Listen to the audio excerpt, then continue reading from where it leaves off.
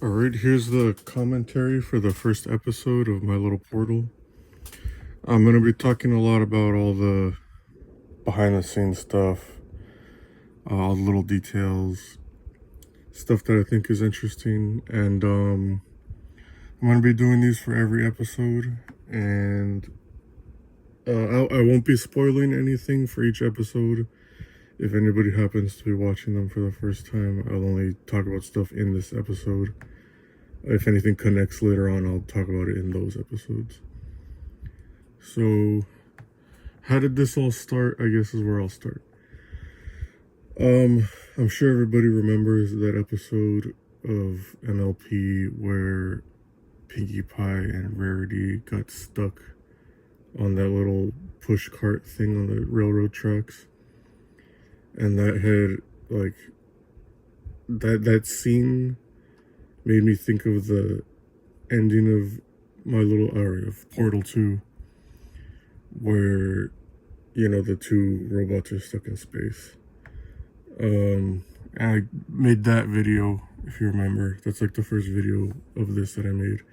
And that was just going to be a one-off, because before, these videos aren't around anymore, but I did a bunch of parodies of the MLP characters with video games like Skyrim and stuff. And that was just another one. I was just like, here's another one. And then it made me, like, I started thinking, like, well, I could, like, make more of this. And I was thinking, well, I could make, like, a whole video where it's just, like, a recap of Portal 2, but with ponies. And I started making drawings, or I guess not drawings, but they're pictures because they're vector. Vector? I forget what you call it. The digital art of these characters, as I was like, well, what character would fit which character from the game, right? So you do, like, here's Twilight as Shell, here's the Celestia as GLaDOS, that kind of stuff. And I was like, well, I kind of want to make this animated. Like, I don't want just pictures. So that's when I started to come up with, like, this basic story, which was literally just, here's a recap of Portal 2, right? In this episode, basically, you're gonna see basically why, well, you're gonna see basically what the original thing would have been, because just imagine this episode, but at the very end, if it just was quickly like, and here's the other characters, and then we're off to go fight the big robot AI, and then the end, right? It was just gonna be like a maybe 20-minute, possibly 30-minute video, and then that was gonna be it.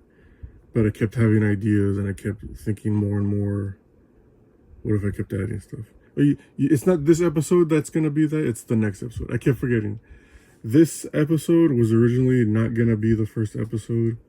I made the next episode first. If you've seen that anniversary video I put out, I have the original episode 1. That's like, the animation is different. It's like older, the character models are older. And then I just redid it all for the second episode. But this episode was gonna be episode 0, because it was gonna be like a flashback thing where it's like the before time, like the past, before we get to the future. But then I figured, well, this kind of establishes it a little bit better, and like it sets up the whole past versus future segments that are in almost every episode. So I guess I'm just gonna go ahead and start the episode, talk about it. Alright, so I should start by explaining this thing where it says, if you're watching this on an embedded player on another website, please visit the YouTube video to leave feedback. I put that there because I was seeing the previews I was posting get posted to, what's that website, Equestria Daily. And I was like, well, these people are leaving comments on the posts, but they're not leaving comments on the videos. So what if there's like stuff if people are saying I don't see, like I want to see it? And I think people misunderstood this to be like, give me feedback, like what's wrong with the video? It's like, no, that's not what I meant. I meant just like, if you got a comment, just leave it on the video too, if you're watching this somewhere else. But I think a lot of people were like, oh, he wants criticism. Like, I didn't mind criticism, but it was just people being like, the animation sucks. And it's like, well, yeah, the animation sucks, dude. I'm not. This is like the first big video that I made. But like, that's that.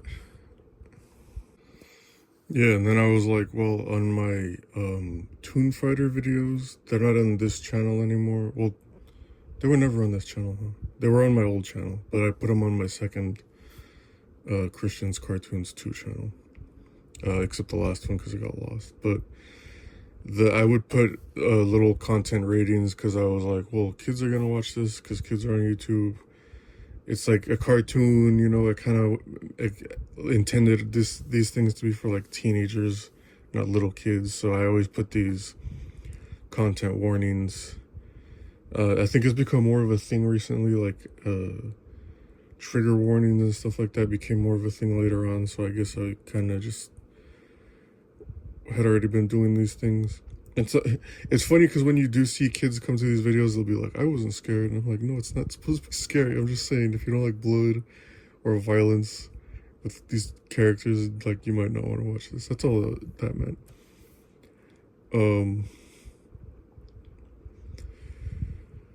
Oh boy. What's next? How do we open? We open with the opening, yes. So this obviously is paralleling the actual Friendship is Magic intro, and I really had fun making this. It was a little complicated despite how simple it looks. There's a lot of layering of videos behind animation in front of it, just so I could do all those transitions, and some of them are a little funky now, but yeah, it was fine for the time. When I remade this, I tried to make it look a lot better, it's in a later episode, so one of the last episodes. But yeah, then we open with the sentry turret, yep, and then the Cutie Mark Crusaders. Let me stop it right here. So obviously, they're you see them in the intro. They're gonna be in the suits, and this I was just quickly throwing in a little haha, this isn't funny. They're looking at the suits because it's I forget if it's in this episode. There's the banner that says Kids to Work Day or something like that, or Bring Your Kid to Work Day. That was in Portal 2 because that's when you see the potato stuff in Portal 2. That's why they're here. That's why they're not just randomly, in the episode. There's a reason for it. I think, yeah, because they're throwing a party. Yeah, it's been so long since I actually rewatched these in full. But so it's just sentry turrets on a desk. I forget if this is, I don't think this is Dr. Who's lab. But then you see the cube on the other table. So yeah. And then, oh yeah, there we go. So there's the HEV charger with the helmet, the co-op Portal 2 gun, and then I can't remember the names of anything right now. The core, the personality core. And you can't tell from just looking at it if you don't know, but well, obviously it doesn't have the face, right? The eye. The colors are Derpy's colors, because I was already planning on Derpy being the core this early, but you can see the yellow because the little color in the center section of the personality core, that black line that's surrounded by color, I usually put the hair color of the character there so that it some element of that is on it, and then the core color itself is a very white version of whatever their fur is. So this is kind of that off-whitish with the yellow hair represented by that stripe right there. Yeah, and then yes, this is another thing I need to point out, is that I would take a lot of posters and things I saw on DeviantArt. There's gonna be a lot of vector artwork also in later episodes that I just was this is kind of fun to just put little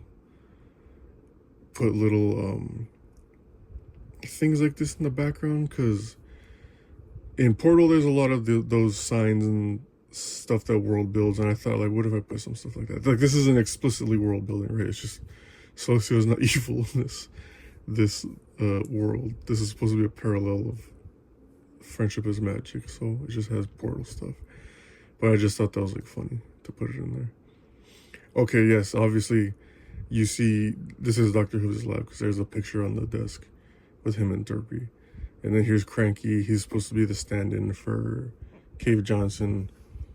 I forget why he did this. I just thought it would be funny because he's just like a cranky guy, obviously. But I don't know why I chose him. I guess it was just like he's just there, right? He's different. He's the old guy. Fits. The lemon on the desk, obviously, Cave Johnson rants about lemons, so that's like one like hint that that's who he is. If you remember, I don't know. And Pinkie Pie obviously is here because she's gotta introduce her as a normal pony before what happens to her happens. You know, they're setting up this party. You gotta put the cake. I had to put the cake first episode, get it out of the way, because I can't think of another place where it would fit, because I wasn't going to do just the cake as a lolly joke again. And then here we go. There's the Discord AI. This was the first design, and he obviously looks more menacing as the series goes on, because I just wanted to redesign him. But this is originally what he was going to look like the whole time. And then when you see him again, everyone was like, how come, like, he looks so different? Like, what happened? And then I do explain it. Like, I show a clip of it. Because I was like, no, I want you guys to, like, see this is... There's a reason it looks different. It didn't just change for no reason, just because I wanted it to. So here's Doctor Who's first appearance, full body. Can I read this pad he has? I know it's so, like, the back when I did these, the animation program only put it out at like this really low 1080p, I think. And it was only because I had upgraded to Pro for the Anime Studio that I was able to even get it like this. Because originally I think it was like 360p for that other episode I was talking about. Anyway, let me try to read this. It says, to Dr. Hooves from Cranky Doodle, make sure you get rid of that darn lemon that's been sitting in your lab all week. I'm getting tired of looking at the thing every time I go in there, and the smell bugs me like crazy. And don't you dare replace it with a banana. And the banana joke, obviously, freaking, if you were in this brony fandoms, you remember banana jokes. Like, that was all that was, just a reference. Anyway.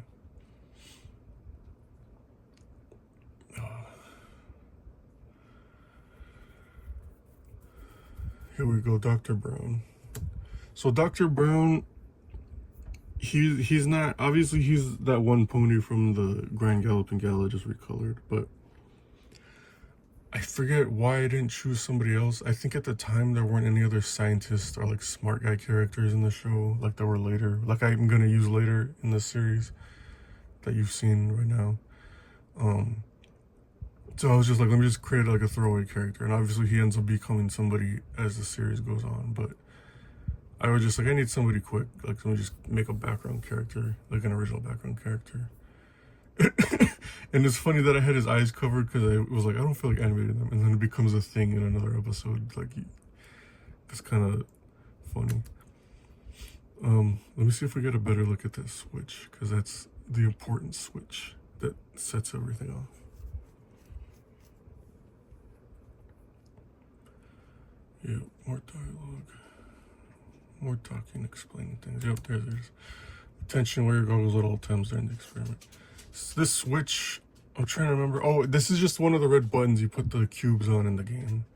That's all that is. And that the panel thing is the panel that the cores sit in the second game. Oh, Equestria Laboratories, the logo. So it is, that's another thing that, like, this first episode, I was like, Equestria Laboratories, obviously. They name it after the location.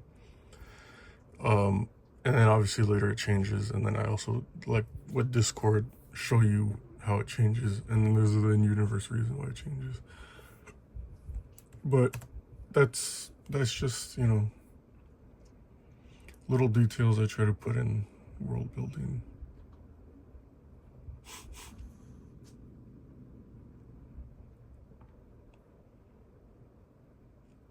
So Discord starts up.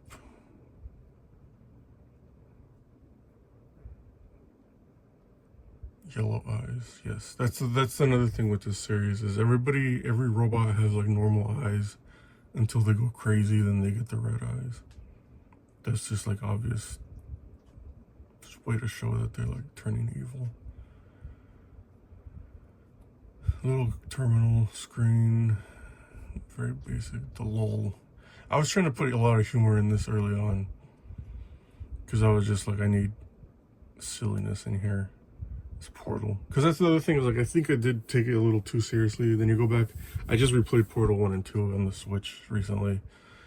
And I was like, yeah, these games are a lot, like they're dark. They're darker than I remembered. But they're also like obviously humor based. Like everything's humor. All the dialogue is humorous. The locations, like I said, the signs and things that you see that are humorous. But like the game does get dark also. Here's the lemon gun. I just thought that was silly. I was like, obviously, like the lemon joke. You need that. Did he already get smacked on the head? I completely missed if he got smacked on the head. When he gets smacked on the head, I originally had a bunch of blood splat out, and I was like, I shouldn't do that. That's too much. Obviously, like later on, it gets worse, but that was like my first, like, I gotta hold back a little, and then never happened again. Oh wait, there it is. Yeah, that's the part where he gets smacked on the head and no blood comes out. Because I was like, no, we don't need this right now. Oh, door animation. So simple and satisfying to make. All those little particle effect things that I threw in there. Yep, so here we go with the HEV suit. I remember people saying like, oh, this is... There were people that were very adamant, like, you shouldn't put Half-Life and Portal. I'm like, Half-Life and Portal are the same universe. Like, the first game has Black Mesa referenced in it, and then the second game has, what do you call it? Oh, what am I saying? The Borealis docking, dock for the boat. That's at the end of Half-Life 2 episode 2. So like they're connected, like they don't cross over directly, but they are. I mean, the stories don't cross over into each other, but the world, it's in the same world. People were just kind of like, this isn't a thing. And the funny thing is that it was also in the comic, that Ratman comic. You see the HEV suit charger in the Aperture lab. I'm surprised they didn't stick one in the actual game though, like the second one. Anyway, he gets that co-op gun. Is that Peabody's gun, I think? Atlas is the blue one, right? Yep, all the little like back areas with the... So here's the first test subject we come across is Rainbow Dash.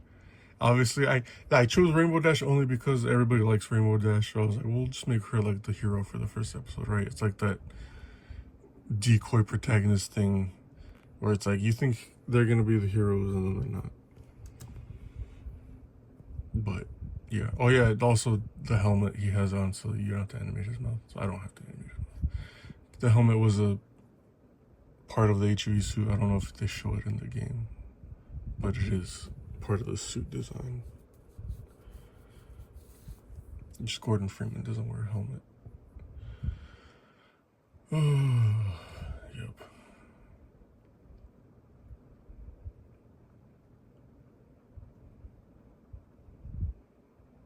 I like the way she's... Oh, you know what I didn't say? Is that she has the blue jumpsuit. Like Mel from the Portal 2, or not Portal 2, Portal... Whatever that other Portal campaign is called.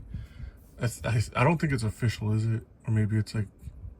I don't know. Anyway, there was that other Portal campaign where they're like, here's a side story with another test subject, and she wears a blue jumpsuit. That's why she's wearing the blue and not the orange, because I was just wanted to differentiate. That's another like clue, I guess, that she's not the main character. Well, Rainbow Dash is the main character, a main character of the past part of the story, and Twilight is the main character of the future. There's like, they're the two like driving forces. That's why I put them like together on the posters and stuff like that. Obviously, Dr. Hobbs is important because he is involved with so much of the stuff that goes on in the past. Another terminal. How may I serve you, meatbag? Obviously, KOTOR reference to what's his name, HK-47. Wow, what amazing typing animation. So yeah, he turns on the old AI robots. She finds some blood on the wall. That's as graphic as this episode gets.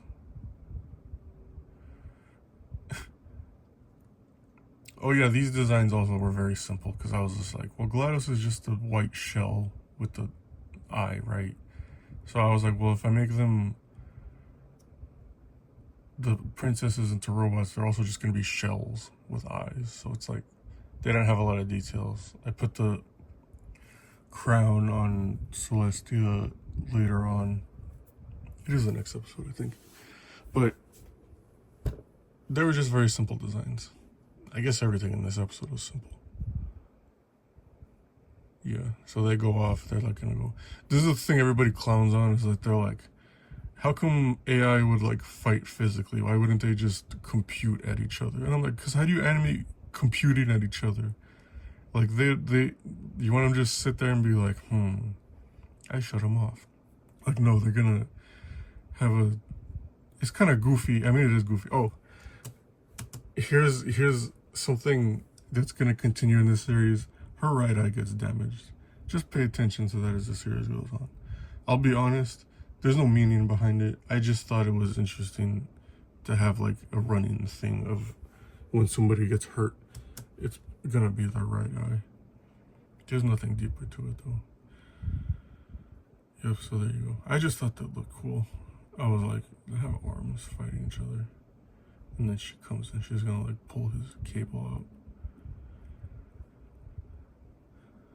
It is cheesy, but I mean, what else was I gonna do, right? They're gonna fight each other, and then he comes in. She's on the ground.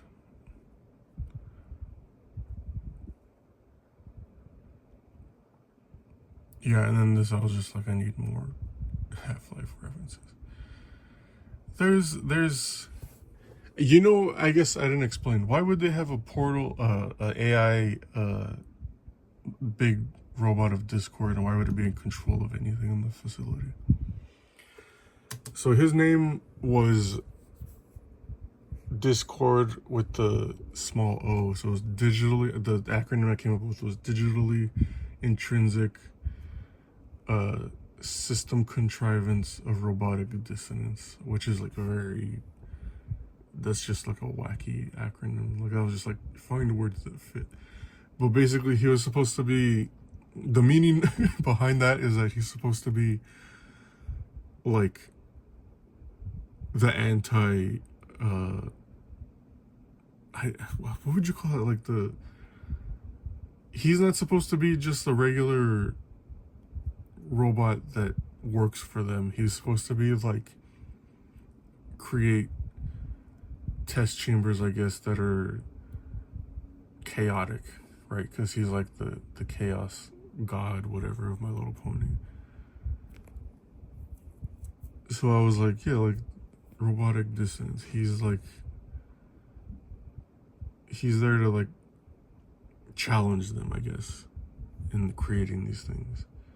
I don't think I explained that well, but either in the show or right now, but that's what he does. And Celestia, like, I had an acronym for all of them. I know Luna's was Lunar Utility Navigation, what was it, assistant or something? Anyway, but she was basically like created to help them like traverse the moon or something like that. I can't remember. Which you're gonna see a reference right here. I have it paused on the castle. So obviously Celestia, you know, send him to the moon. That's the joke, haha. But they send a bunch of the lab to the moon also, because that's why you don't see Luna again in the robot anyway, in the lab, because she gets sent up there with him, which we haven't gotten to in the show.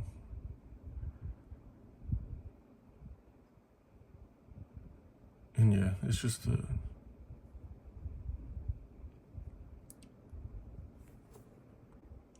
And then the credits roll.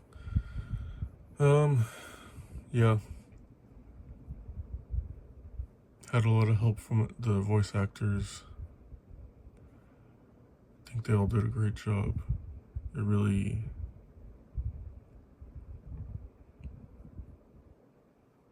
I don't know. I think I am the most appreciative of all the people that help do voice acting, because it's not easy, and it's not something that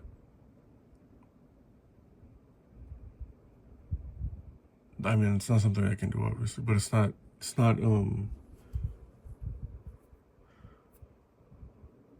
you're like the character, right? So people are gonna be critical of you as the character.